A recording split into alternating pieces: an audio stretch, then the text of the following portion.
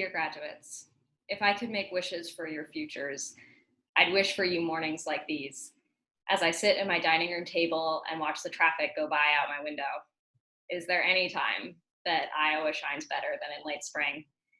This morning came up completely cloudless, the sky so blue it seemed to burn and sizzle above the rooftops. The lilac bushes are drooping with heavy purple clouds of blossoms, and the tree sparrows are chattering at each other as they hop around in the front lawn. Pleasures like these come so cheap. All they ask is a moment of our attention. It's Saturday now, and in a week and an alternative universe, you all would be walking across the stage in your graduation robes, posing for photos and eating cake and celebrating with the people that love you. I'm sorry that your college years won't get the ending that you've expected or planned on. When I think about endings, I often think about a scene from the original Watchmen comic books by Alan Moore. The story takes place near the end of the 20th century, when the Cold War is turning deadly. In this fictional account of history, the United States and the Soviet Union stand on the brink of nuclear war. Hoping to prevent a catastrophe, Adrian Veidt, also known as Ozymandias, stages a fake alien attack, hoping to unite the two countries against a common enemy and prevent atomic disaster. 3 million people die in his staged attack. But tensions between the United States and the Soviets ease. Standing next to his fellow superhero, Dr. Manhattan, Adrian asks how history will judge him. Will I be right in the end? He asks. Dr. Manhattan looks at him and says, it never ends. What he means is that in real life, the curtain never goes down. Final judgment never falls. 2, 5, 10, 100 years down the line, Adrian's lie could cause some catastrophe that claims even more lives than war between the Americans and the Soviets would have, or not. There is never a point at which his actions couldn't cause some unexpected consequence, either good or bad. When Dr. Manhattan tells Adrian it never ends, what he means is history always adds new factors to our calculations of cause and effect. You will never know for sure, dear Adrian, if you did the right thing, if you made the right choice. I recognize that that can be terrifying, but I try to remind myself of this every time I come to a point in life that feels like an ending. When I leave a job, leave a relationship, leave one city for another. The last day always feels heavier, more important than the 4th or the 12th or the 283rd. I always want to use the last day as a telescope to look back and decide what it all meant in the end. Maybe you're feeling tempted to do that right now, to decide what college meant in the story of your life. Maybe because of the job you did or didn't get, the friends you did or didn't have, the grades you did or didn't achieve, or the love you did or didn't find. Maybe you are imagining your own Disney movie a la college and waiting for the credits to roll. But if, as Dr. Manhattan says, it never ends, then what are we left with but a series of middles, a series of doorways always leading to somewhere else? This day doesn't weigh any more or less than your first day at Iowa, or your 75th, or your 352nd. That can feel a little demoralizing at first, especially in this time of the coronavirus when it feels like the days are dripping past like water out of a leaky faucet. But it's also hopeful. Because whatever this moment means to you right now, these experiences you have in the next 2, 3, 10 years, the way your life story surges and dances and teeters forward will change how you look back on this moment. If, as Dr. Manhattan hints, there is never a moment of absolute surety, sure that we were right, then there is never a moment when we can be totally sure that we were wrong. The curtain never comes down on the tragedy, just as it never comes down on the comedy. If we cannot be certain in triumph, then we can also not be certain in defeat, which means that hope is never beyond our grasp. I want to leave you with that on this lovely Saturday morning.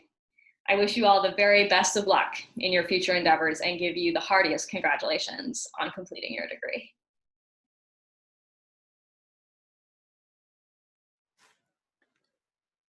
I received my BA from the University of Iowa, so from one Hawkeye alum to another, congratulations to all of you. Your paths have been varied, some direct, some far more circuitous, and hopefully scenic. I know you've had your share of uphill slogs and maybe some adventurous downhill slides. When a river runs directly through your campus, you quickly learn you have to walk down before you can trudge up. That's a more valuable lesson than you might think. It took me 21 years to complete my undergraduate degree. There were interruptions by design, by default. Some were deliberate, others far more indecisive. Entire careers intervened. I learned technical writing, warehouse distribution logistics, publication design, and even how to drive a tractor trailer to deliver food from Iowa City to Scottsbluff, Nebraska. Let's just say, if you need a U-Haul truck packed right, tight, solid, and safe, I can do that too. When I came back in earnest, my graduation date was set for August 1993. That was the summer it never stopped raining, before the more recently famous summer that it never stopped raining. And I spent that summer sandbagging the water treatment plant and several neighborhoods around town, all the while running through my Spanish 2 vocab and trying to wrap my head around the subjunctive tense. You'd be surprised how well those tasks combine. The entire time I was looking forward to both the flood and my undergraduate days finally being over. Being able to drop the last exam book off on the desk, stack tie the last of the sandbags, and then take the sort of walk where you feel proud enough to call it all good, all done. I did get to walk away from the sandbagging. The river did go down of its own accord. But I didn't get to walk across the stage, just like you. And even though my family had come from all corners of the country to bear witness, I'd finally finished something started in the fall of 1972. Graduation ceremonies were canceled that year. The roads in and out of town were too unstable or still closed off. The logistics too much of a mess. So like you, no cap, no gown, no filing in, and no waiting for your name to be mispronounced. No self-conscious stride across a stage through a sudden handshake and a handoff. I did get to spend the day with my family, and there were some nice hugs, moments of delicious undistancing, and cake. There was wicked, deadly cake. A few weeks later, my actual diploma arrived in a stiffly formal envelope with just enough heft to signal it was official, and they couldn't take it back. That fall, I started my MFA in creative writing at Iowa, a degree whose ceremony I would attend. I started what became a career of teaching here too. For 27 years, as tulip trees gave way to daffodils, then to redbud, ornamental apple blossoms, lilies of the valley, and somewhere between the lilacs and the peonies, I've witnessed and even taken part in the spring graduation of those whose paths it has been my good fortune to cross, to learn just how far each class ripples out into a world that so needs your brilliance, hearts, and resilient souls. You were navigating the subjunctive tense at the very moment when critical risk and creative possibility couldn't matter more.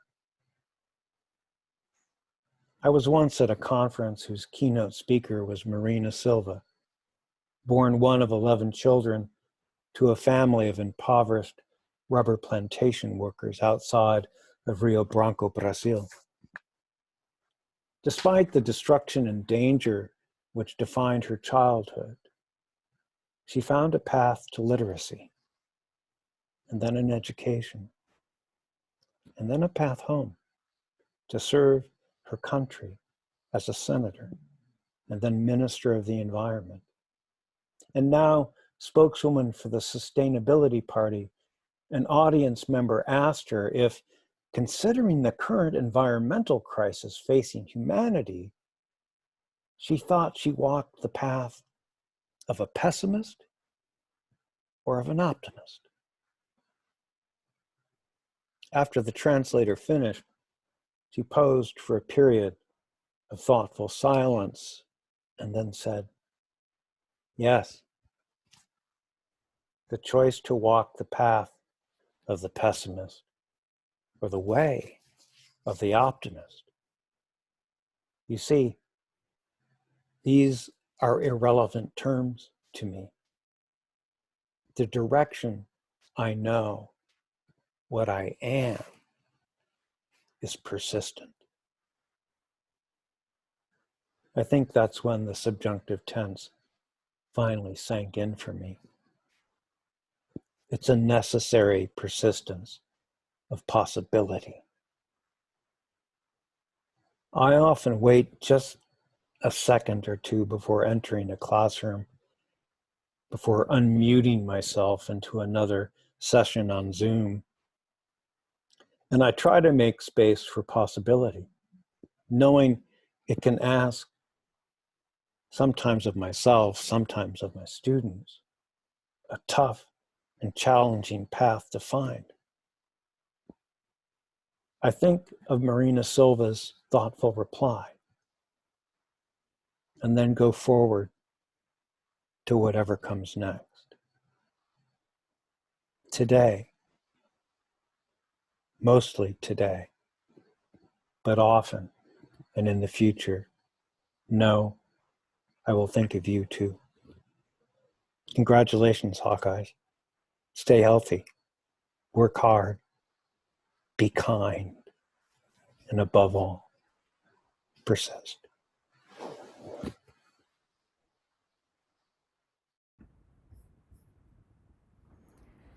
Hi, seniors. The last time I saw any of you, it was March. Not even St. Patrick's Day. In a lot of ways, it seems like a whole different world. I know this semester has been strange for you. It's been strange for me too. I've missed interacting with you. I can't imagine how it must be to not have the opportunity to walk in your graduation ceremony and pursue your career goals in this bad economy. You've had to work so hard to get here.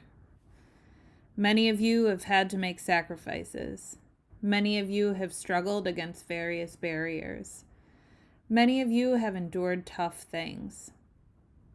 I'm sad for you that your college experience has to end this way, unceremoniously. Maybe it feels like something was stolen from you, or like something that you've waited for your whole life is not going to happen. Those feelings are so real and true. You are allowed to grieve. You're right to grieve, I think. College is huge. The graduation and also all the things you had to do to get here and to help yourself succeed. You did it, though. You did it. Your work here at the University of Iowa has been valuable. You have the tools you need to go forth into the world and do the things you want to do.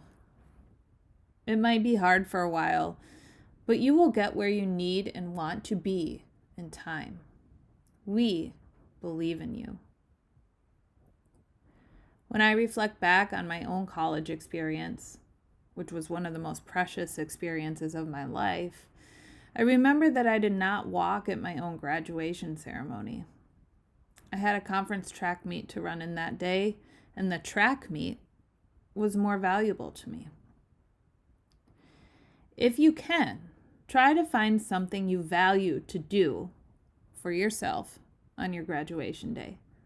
Something to celebrate yourself and what you have accomplished. Maybe you will do your own celebratory walk in the driveway, or create a tinfoil medal for yourself. If you are 21, maybe you will have a nice glass of champagne.